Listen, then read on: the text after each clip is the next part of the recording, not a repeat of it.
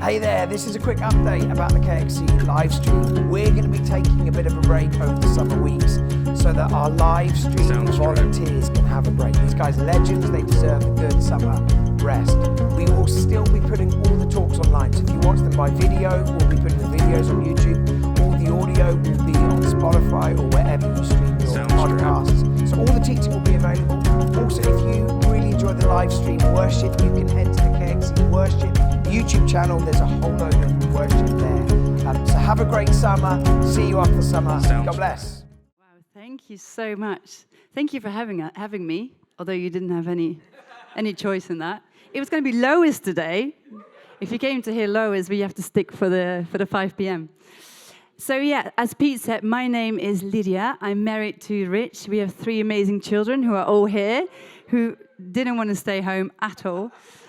So we have been part of KXC, well, Rich for the last 14 years, me for the last 13 years. We have moved out, and then God called us back 3 years ago with our 3 children back to London, which is a crazy journey, but so glad we did that. I was going to put my thing on. Time. Today I have the great honor to preach about another hero of the faith, and I love to take you on a journey to look at the life of Joseph. Come on, I like the excitement in the room. Yes, I was hoping for that. A story so well known, right? Even non-Christians would have heard of Joseph, this guy with his colorful robe, or in a theater, like someone knows, most people know about Joseph.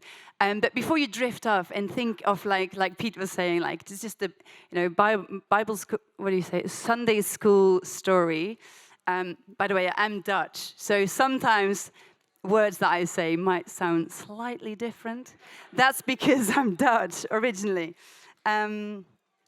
Anyways, but I love to zoom into this man who has, with all his flaws and weaknesses and all the things, also so much good is hidden in this story.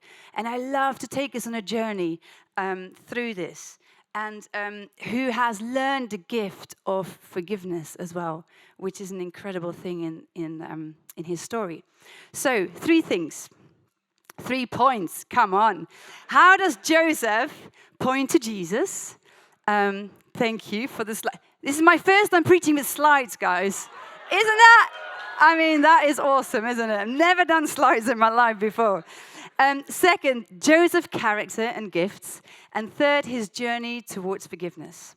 So why did I choose Joseph? I mean, there are so many aspects of Joseph's life that I feel so familiar with.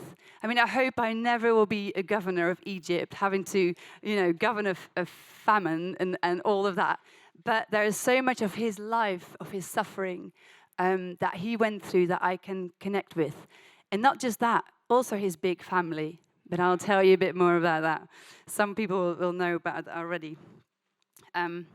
But first of all, I would love to see how Joseph points us to Jesus. Jesus is our truest hero. He's the hero of the faith. He began his ministry when he was 30. He was and is the good shepherd. He was beloved by the Father. He was stripped of his coat, naked. He became a servant.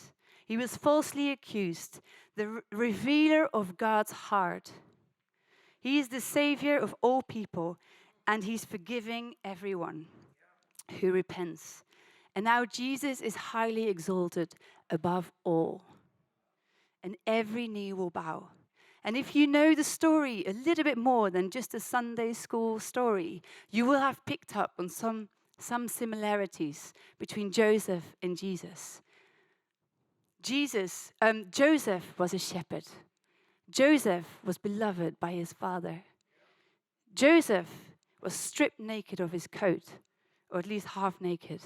He became a servant. He was falsely accused, and he revealed God's heart by explaining dreams. Joseph began his public service when he was 30. Joseph saved the world, basically, by feeding them. Joseph forgave his brothers, and he was exalted over all of Egypt, and everyone had to bow their knee to him. The Bible tells us that God has written our story and is writing our story. And it does often make me wonder, will I ever get to read my story? And will it be worth reading? What will our story say? Will our story say he got falsely accused, but he didn't open his mouth and he prayed for his accusers?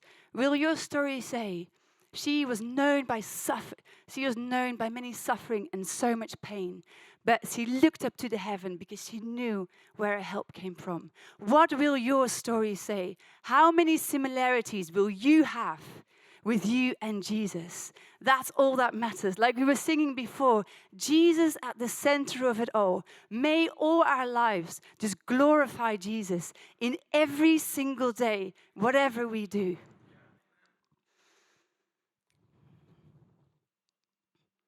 So let's go into the story. Genesis 37. If you have your Bibles, you can get it, but it will also appear on the screen with my amazing slides. So Jacob settled again in the land of Canaan, where his father had lived as a foreigner. And this is the account of Jacob and his family. When Joseph was 17 years old, he often tended his father's flock. He worked for his half-brothers, the son of his father's wife, Bilhah and Zilpah. But Joseph reported to his father some of the bad things that his brother was doing. Not a good idea. Jacob loved Joseph more than any of his other children because Joseph had been born to him at an old age. So one day, Jacob had a special gift made for Joseph, a beautiful robe. But his brothers hated Joseph because their father loved him more than the rest of them. They couldn't say a kind word to him. One night, Joseph had a dream, and when he told his brothers about it, they hated him even more than ever. Listen to this dream, he said. We were out in the field tying up bundles of grain, and suddenly my bundle stood up, and your bundles all gathered around, and they bowed low before mine. And his brothers responded, so you think you'll be our king, do you? Do you actually think you will reign over us? And they hated him all the more because of his dreams and the way he talked about them. Soon Joseph had another dream, and again he told his brothers, listen, I had another dream. He said, the sun, the moon, and 11 stars bowed low before me. This time he told the dream also to his father as well, and his brothers. And his father scolded him. What kind of dream is that? He asked. Will your mother and I and your brothers actually come and bow to the ground before you? But while his brothers were jealous of Joseph, his father wondered what the dream meant. So we go into our second point, Joseph's character and gifts. A little bit of backstory. So we've got Jacob, who's got two wives, Rachel and Leah. We all know, we don't all know. You might know, Rachel was very beautiful and loved. Leah wasn't. Jacob never wanted to marry Leah. Then he's got two concubines. I am so glad we're living now. Like, it would not have gone down well for the other wives. Seriously, it would have been a problem. Anyway, Joseph and all his brothers and his one sister with all the, they were all born in Paddan Aram, now known as Turkey. And when Joseph was 6 years old, they traveled to Canaan.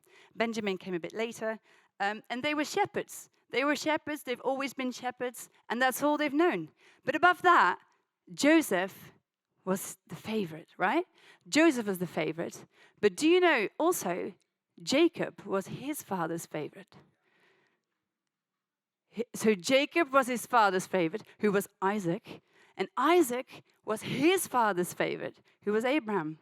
Wasn't it? So you see this generational, like, having favorites. And I don't know how many parents in the room. Maybe not that many. I was going to preach at the 9:30. There would be full of parents. But now not. One day, maybe you will be a parent. Let me tell you now. Yes! Guys, it could happen in this church. It could happen in this church. You can find your... Come on. We've got the proof. But let me tell you, as a little bit, as a parent of 3, having a favorite child is not a good idea. If I would take just River, always for an ice cream, and never take Jesse and David, it would not go down well, would it? It would not go. Maybe once is fine, but all the time is not a good idea. So let's not do that. Anyway, so it didn't go well with them either.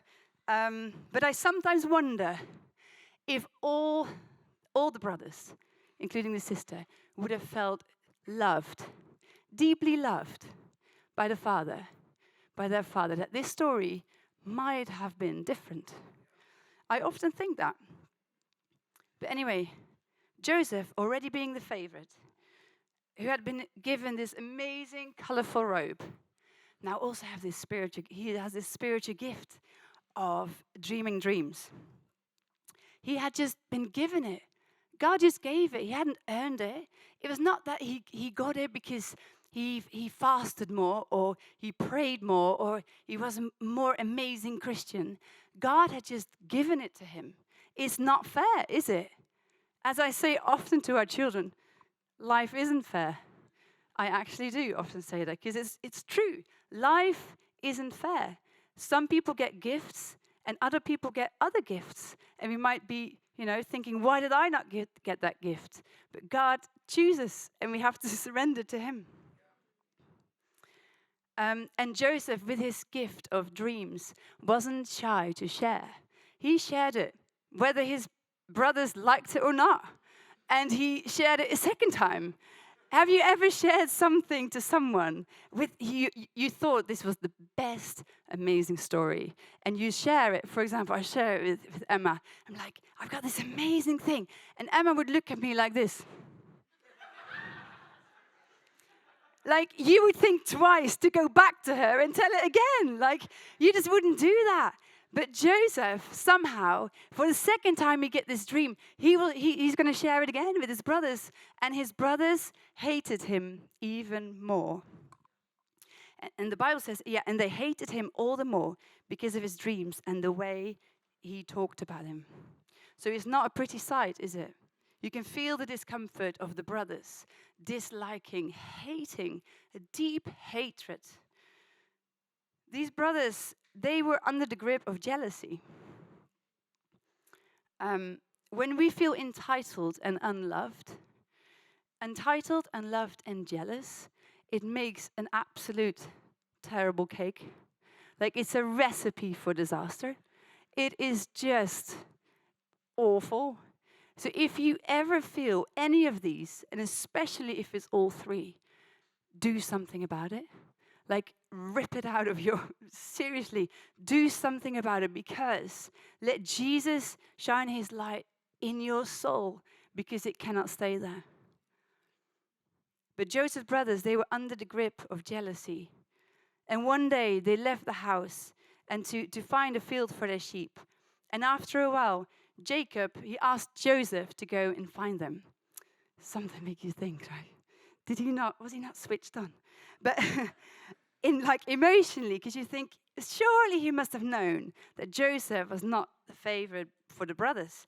But anyway, Joseph walks for days. And then it says, when Joseph's brothers saw him coming, they recognized him in the distance. As he approached, they made plans to kill him. Here comes the dreamer, they said. Come on, let's kill him and throw him in one of these cisterns. And we can tell our father, a wild animal has eaten him. Then we'll see what becomes of his dreams.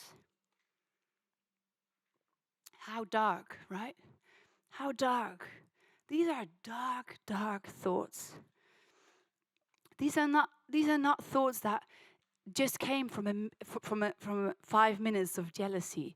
These are thoughts that have been sitting and stewing for years. They have been there for so long, having the chance to grow and create some dark, dark fruits. Undoubtedly, they would have seen the many tears of their mum crying because she felt unloved. So many nights that she would have been talking about it, and they must have seen it. This was a family. They lived together. They must have seen that. So I believe from a very young age, seeds were sown in these brothers' lives, and they had been able to grow and fester and create deep, dark fruits. So here they are, seeing Joseph in a distance, plotting a plan to kill Joseph. And we think, how in the world could anyone ever do that? But how many times have we seen someone in a distance and felt jealousy in our heart?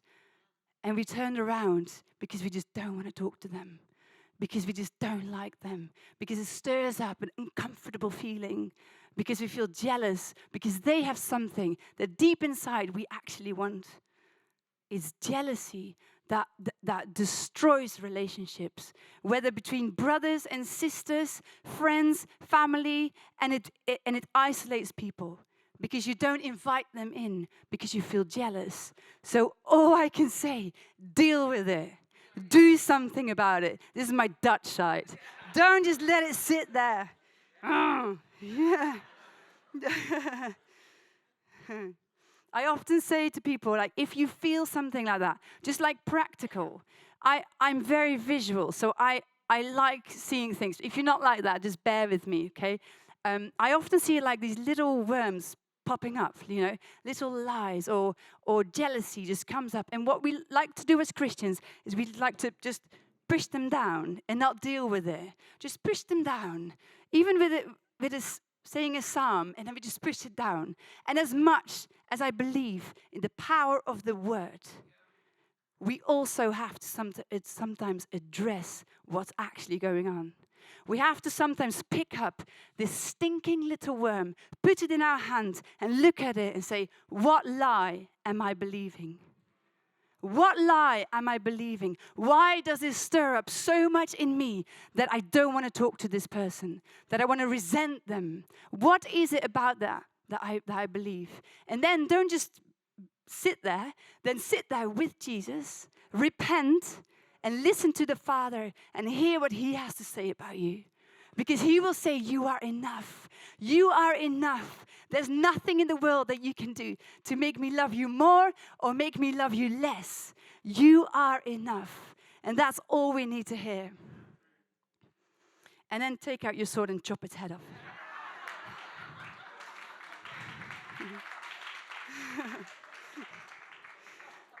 Right?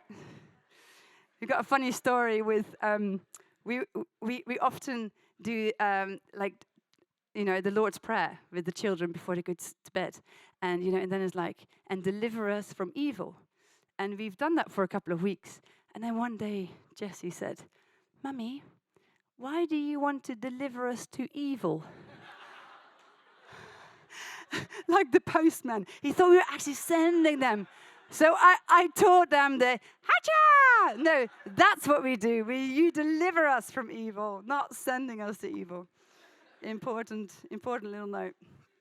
Anyway, so quick through some events, because if you don't know the story, read Genesis, it's awesome. So Joseph is then thrown in the well, sold and dragged away, half naked in chains, towards Egypt. He's then sold again as a slave, and the Bible says God was with him, and he served as a servant in Potiphar's household. And over his whole household, he served. He had the trust of this man, but then betrayed again, ending in prison. But the Lord was with Joseph in the prison, and he showed him his unfailing love. And the Lord made Joseph a favorite with the prison warden. Before long, and the prison warden put Joseph in charge of all the other things. The warden had no worries because his amazing Joseph had arrived. It was incredible. The Lord was with him and caused everything he did to succeed. Joseph is being seen. Again, it's not fair, is it? For all the other prisoners who might have been there way longer than him. Joseph gets seen, he gets picked, he gets put in charge over everything. Is it fair? No, it's not. Totally not fair. But then his journey towards forgiveness. I like to go there. So that's our third point. Joseph's journey toward forgiveness. Have you ever been deeply, deeply hurt or deeply, deeply betrayed by someone you love? Someone that you love so deeply that a year before it happened, if someone would have said to you, this is going to happen, you would have laughed in their face because surely that could never happen. But here you are, broken, cut to the deep in your core because this person that you thought would never hurt you has betrayed you. And here you are sitting like that. I had that. I grew up in a big family. I mean, Joseph had a big family. We beat him. We actually did. I'm one of 17. Yes. And I know all the questions that pop up. Yes, one mum, one dad. No twins. I know. Those are always the first. We always do like tick, tick, tick. Those are all the questions people ask. Anyway, so massive, right? I'm the youngest, number 17. And as... Shall we just stop there? Questions, anyone? No, I'm joking. Anyway, but as much as, it sounds amazing, and my mum is amazing. She's absolutely incredible. When I was a child, our home wasn't a safe home. My family has been a whole journey of healing and forgiveness. And now we can say it is good, it is well. But as a child, my home wasn't safe. And it was very broken and very toxic. And I remember being 19, praying on my knees, saying, God, I feel so stuck. I have no money, but I need to move out, but I don't know where. I don't know the right people to go to. Help. I need your help. And I remember him saying, you will meet someone, and they will say, my house is your house. Come and live with us. So this was when I was 19. When I was 20, I met this amazing woman who had this healing ministry, and it was a couple, but she was the leader. And they took me in their home, and it was incredible. There was so much healing, so much. I learned so much. I learned to attach for the first time. I learned to heal, to sit with Jesus. She raised me up as a leader. I often say, I am who I am because of Jesus in the first place, because of grace, but also because of this amazing couple who took me in their home, who saw a broken vessel and loved it back to health, and loved it back, like seriously. It was amazing. So I lived with them for 5 years, and at the end of the 5 years, close to the end of 5 years, it went all horribly wrong. So for the first time, I had this home that was safe, where I truly believed love is possible, where I truly believed connection is possible, where I truly believed that everything was possible. Suddenly, it was ripped away from me, where I had to leave my home, and I had to...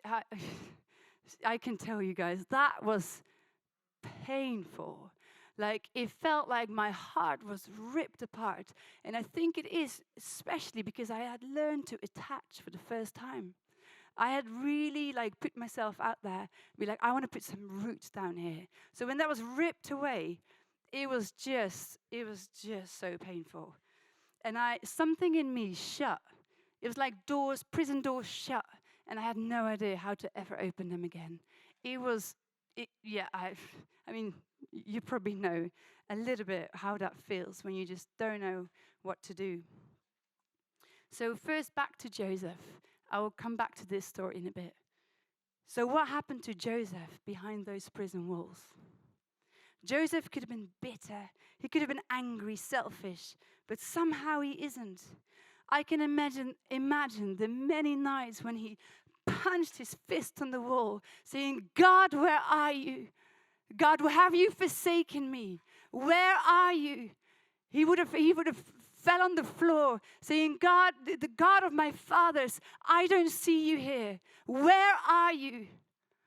He had nothing. He must have been reminded and relived the moments of him being in the well, hearing his brothers a stone throw away, eating their lunch, laughing, talking about stuff that they would never, so that he would never see his father again.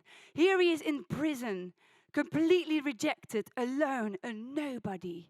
How must he have missed the Father's embrace that he knew so well, but never had again? And in the midst of it, he must have. The Bible doesn't say much about his years in prison, but I can read through it all saying, you, Joseph, had an amazing relationship with the Father, because you can see it later in life. He must have clung on to the Father, because it was the only thing that he had. He had nothing else left. And suddenly, out of the ordinary, something caught his eye. Joseph noticed these two servants of Pharaoh, the cupbearer and the baker of the palace. They had been accused and thrown into prison. He sees that something is the matter and he asks what's wrong. He could have easily said, here's your food, now get on. I don't care, I'm in misery myself. I don't care. He could have easily done that. But he didn't. He stopped, he listened, and he acted.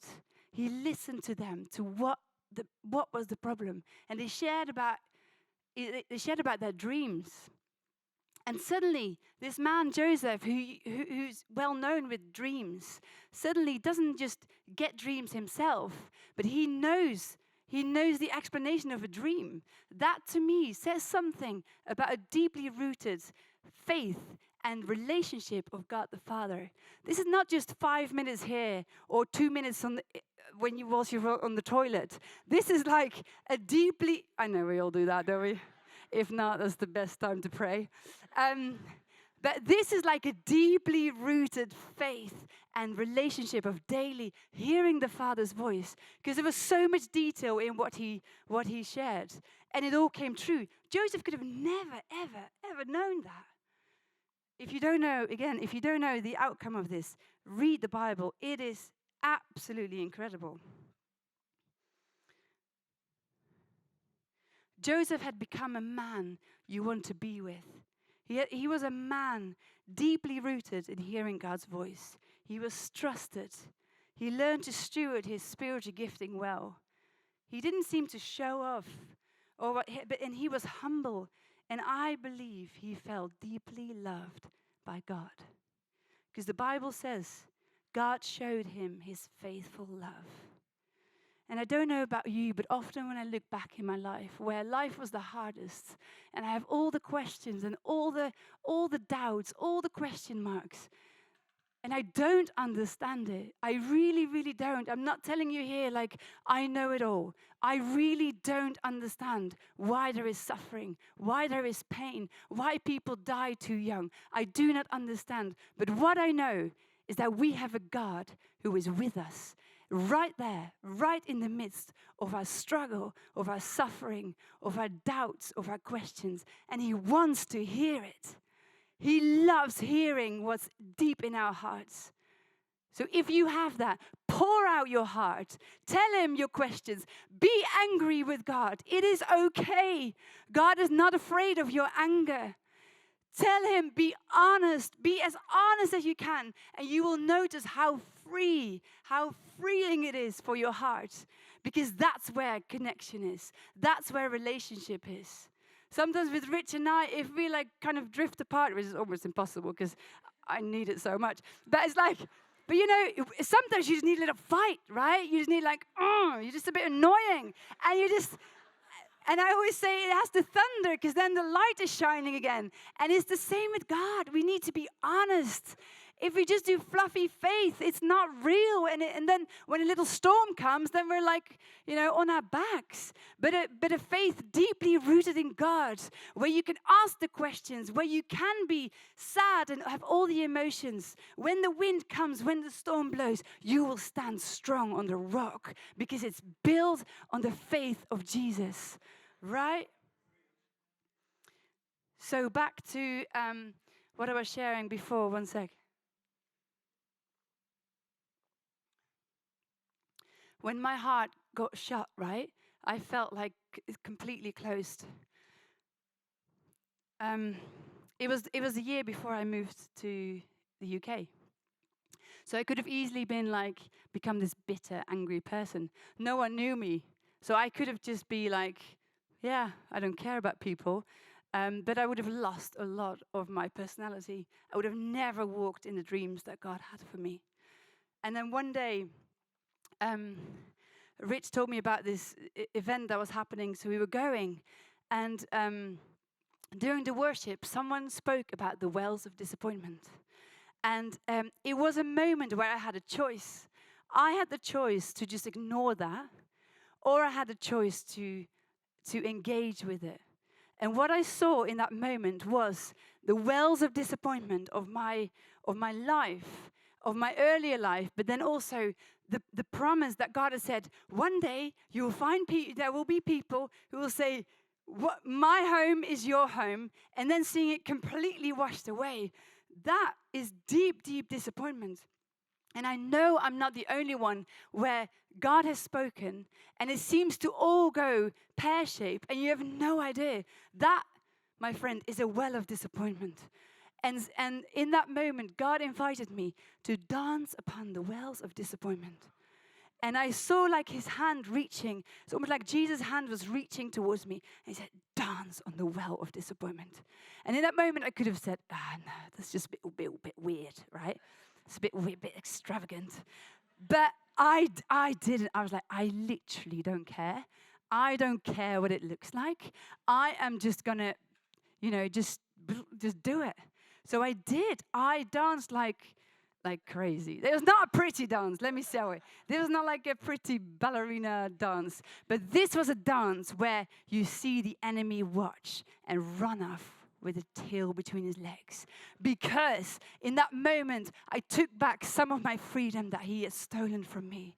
And it was already paid by Jesus, so he had absolutely no right to have my freedom. So in that moment of me dancing upon the wells of disappointment, I saw him run away. He saw me watch and eat with the Father, whilst he had to run away. And that was my freedom. So back to Joseph. I'm so sorry, it's already half an hour. Have I got a little bit longer? Little tiny? I'm always there. So back to Joseph. He's a free man. He's 30 years old. He got called to Pharaoh. And by heavenly insight, he knows Pharaoh's dream. The details are significant. And suddenly he's got Pharaoh's ring around his finger. Whilst Joseph came 22 years ago in Egypt, where his robe was ripped off him, now he was given linen clothing. Whilst he came into Egypt with chains around his neck as a slave, now he was given a golden chain of honor. He was the second most important man in Egypt. God is redeeming his story. And then after 7 years of prosperity, a famine, there's no food growing on the fields. People could be dying.